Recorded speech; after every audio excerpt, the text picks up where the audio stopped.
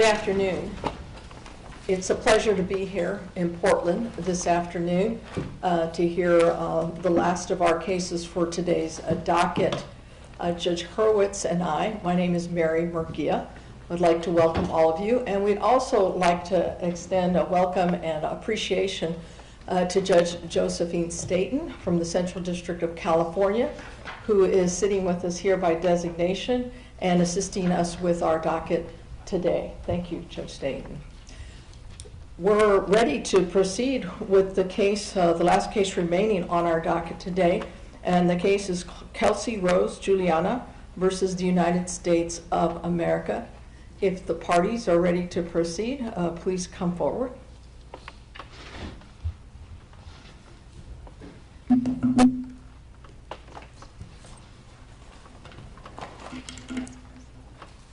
Good afternoon, Your Honors, and may it please the Court. I'm Jeff Clark from the Justice Department. With me at council table are Andrew Mergen and Summer Ingalls.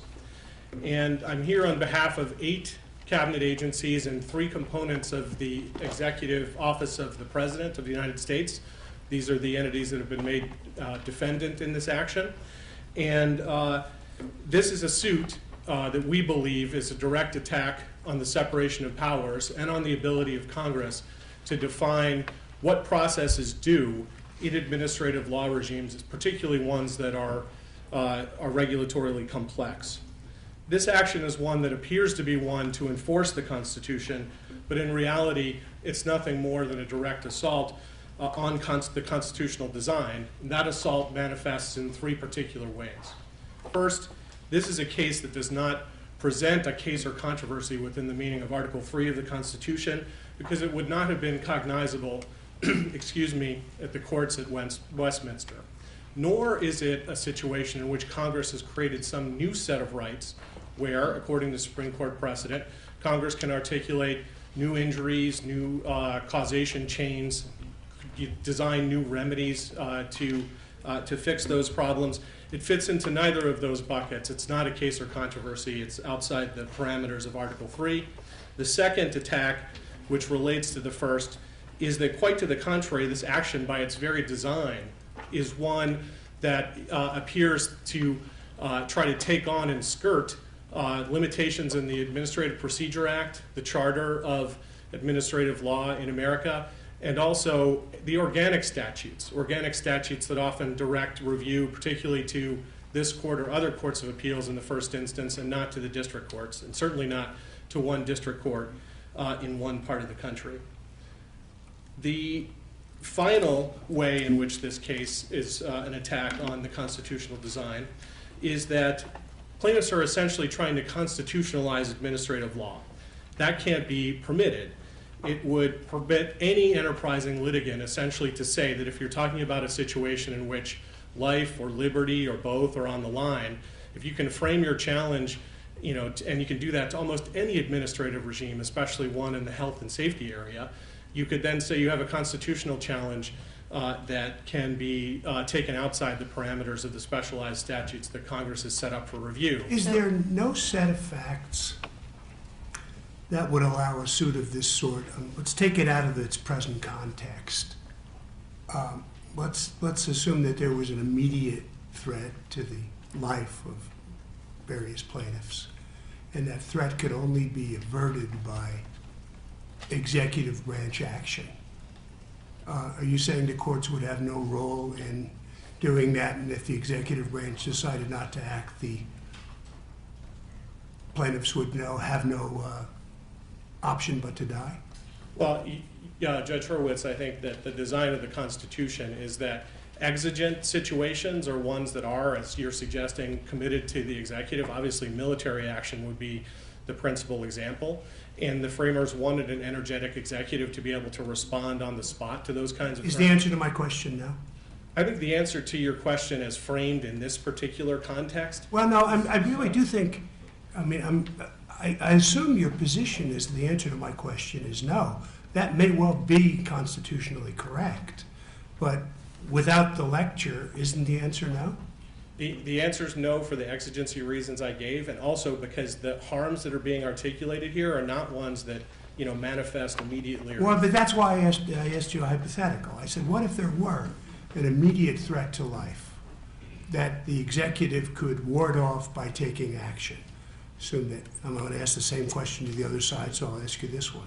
Assume that we have rogue raiders coming across the Canadian border into the Northwest, and they're kidnapping children of a certain age and murdering them. And the White House refuses to do anything, and Congress doesn't act. Can those people go to court to compel action?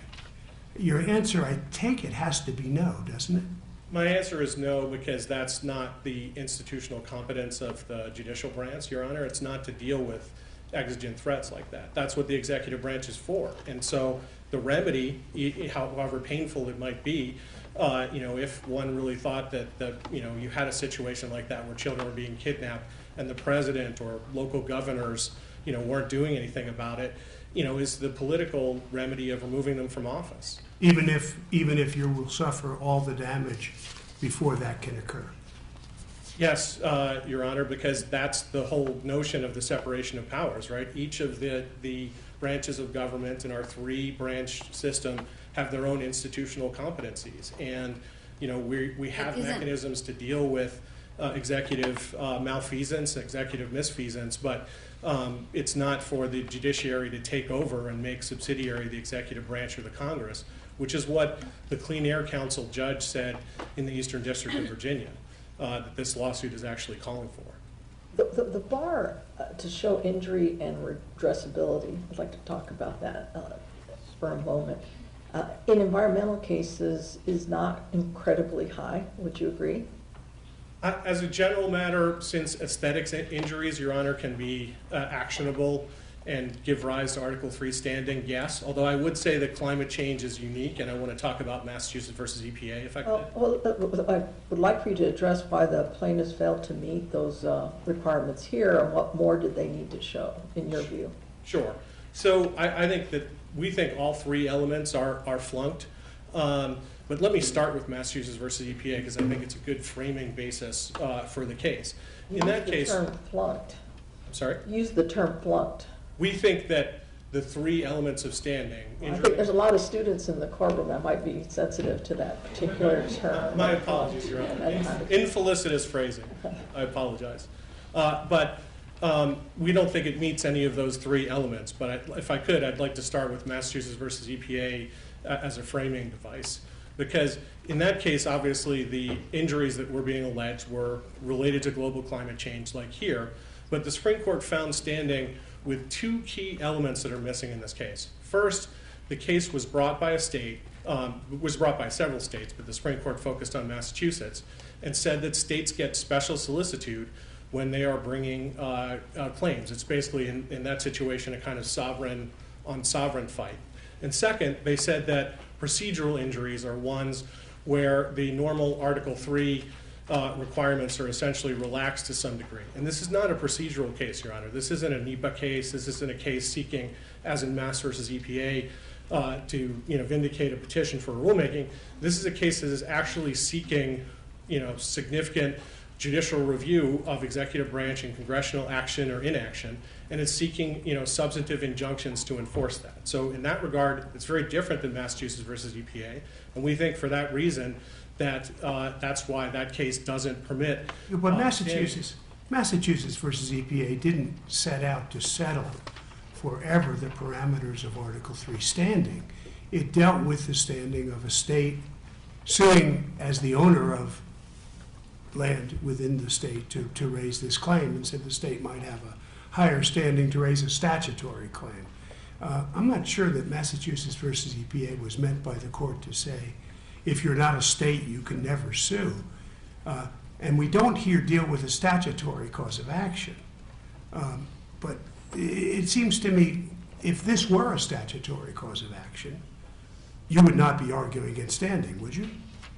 These plaintiffs claim injury in fact. They claim causation from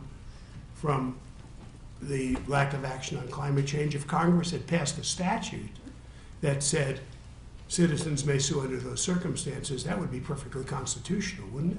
Well, our second bucket of issues, Your Honor, to be sure, gets into the fact that... Okay, before you get to your second bucket, could you answer my question? Yes, but no, I would say, Your Honor, that there was obviously a vehement dissent in that case that the Chief Justice wrote. I know, but I don't get to count all the dissents that I agree with, so let's just stick with the majority. All right, but the point, Your Honor, as to the answer to the dissent was these two unique features of special solicitude and procedural. So to deal with my question then, let's assume Congress passed a statute. Let's assume these plaintiffs resorted to the regular legislative process, and Congress said, by God, you're right. We're going to pass a statute called the Environmental Due Process Act, and it will provide that any individual who can demonstrate injury in fact from the executive branch's inaction on climate change has a cause of action. You wouldn't be arguing the absence of standing, would you? So let me compare this to our NEPA cases, Your Honor. So in NEPA... No, but you and I are having a difficult communicating. Would you have an absence of standing argument in that circumstance? We would argue that there's an absence of standing unless someone had independent standing for an environmental harm that was direct to them and more immediate. Yes. Sure, okay, so somebody was... The NEPA cases I was mentioning... I left that out of my hypothetical, I'm sorry. Somebody said, climate change has caused me an illness. Climate change has destroyed my property. Somebody claims a personal injury in fact.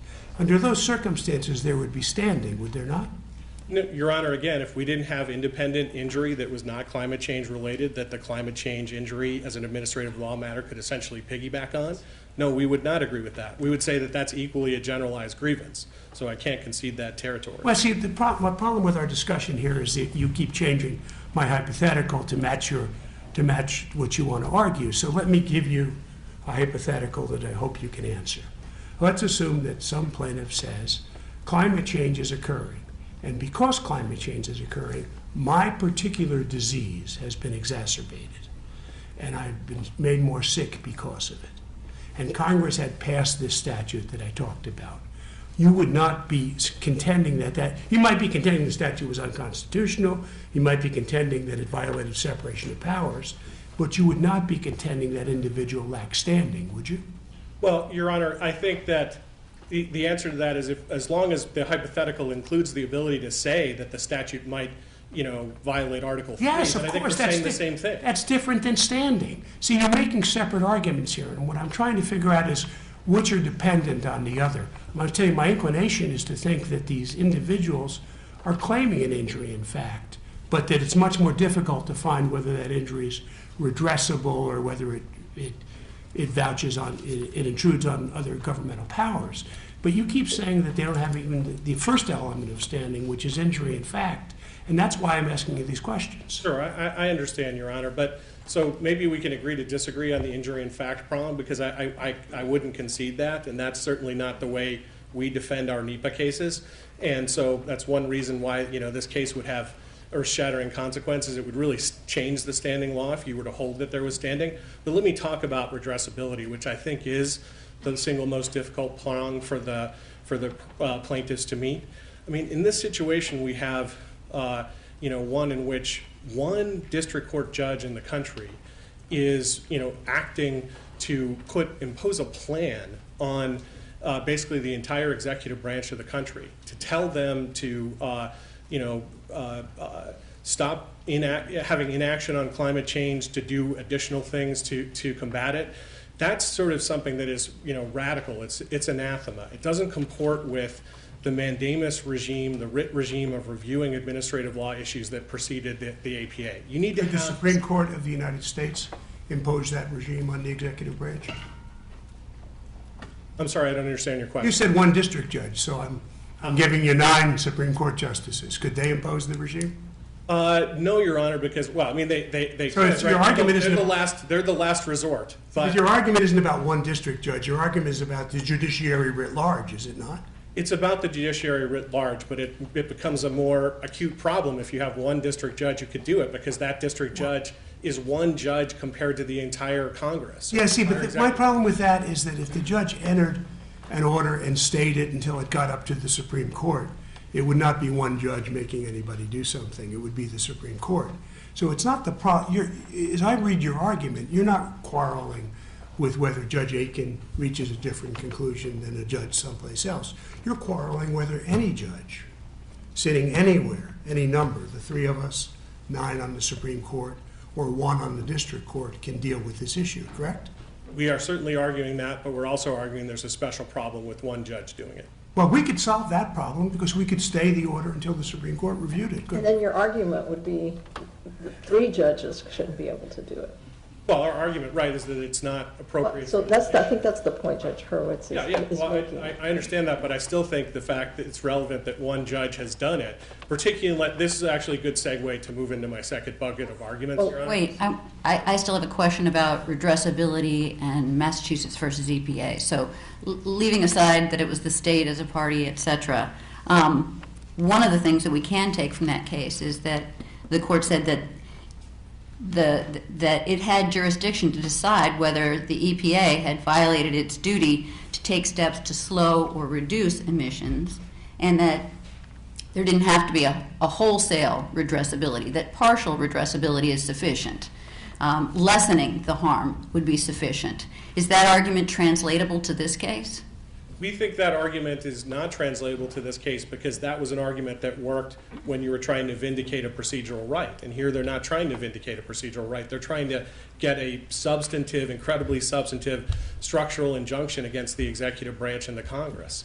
And that's a radically different situation, Your Honor. But courts have issued structural injunctions in the past, systemic injunctions, correct? They've done it. Brown v. Plata? They've done it against the states, Your Honor, but that's a different situation. It's one in which, again, it's a good segue to my second argument. There aren't issues of a waiver of federal sovereign immunity. There aren't issues of how Congress has decided to set up judicial review regimes. Those judicial review regimes, for instance, in the Clean Air Act under Section 307B, it directs review to the Court of Appeals in the first instance. It has a special provision that any nationwide Clean Air Act case goes directly to the D.C. Circuit and no other circuit.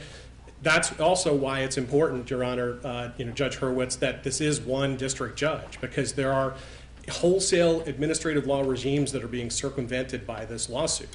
Under the Clean Air Act, there's this provision going to the Court of Appeals. The EPCA statute has one for motor vehicle fuel economy standards. The OXLA statute has one. The EPAC 1992 has one. There's just a whole slew of them, Your Honor, and you can't just sidestep that approach, especially not in the guise of saying you're vindicating due process. You're actually subverting due process because Congress, under our constitutional design, gets to say what process is due. In your brief, you argue that this case is not a case or controversy. I think you already referenced that under Article 3. But this appears to be a separation of powers or political question argument. But I noticed that in your briefing on appeal, that you didn't specifically brief that political question doctrine. Why not? If the court were to decide the case on a basis arising from Article 3, should it decide it based on the lack of Article 3 standing or based on the separation of powers or the political question doctrine? So, Your Honor, I think you have an abundance of doctrines that all harmoniously get to the same place. I would say that we think that this falls sort of in the larger rubric of a case that's not a case or controversy because it couldn't have been maintained at the courts at Westminster. And as Judge Hurwitz was pointing out with his hypotheticals about what if Congress did create sort of the Climate Change Due Process Act, but sort of precisely, Congress hasn't created the Climate Change Due Process Act. And because Congress hasn't created it, it doesn't fall into the exception that I think the Supreme Court, most prominently, I think of it in a separate opinion that Justice Kennedy wrote in Lujan, saying that, new change of causation, new remedies and injuries can be defined. So it doesn't fall either into the old that predated the Constitution or into the new in terms of Congress defining what the rights can be. In fact, as I was pointing out, this is a suit that is designed to circumvent a whole bunch of statutes. It also circumvents public participation rights, right? You don't have notice and comment anymore. Now you have people all over the country who might be affected by this gigantic structural injunction. They're going to have to watch, the District of Oregon or the District of Minnesota. It's really just an untenable burden, Your Honor, and it also eliminates record-based review, which is one of the foundational elements of modern administrative law. I'm going to reserve the balance of your time. So just a clarification, is that my time left, even including rebuttal? All right, thanks very much, Your Honors.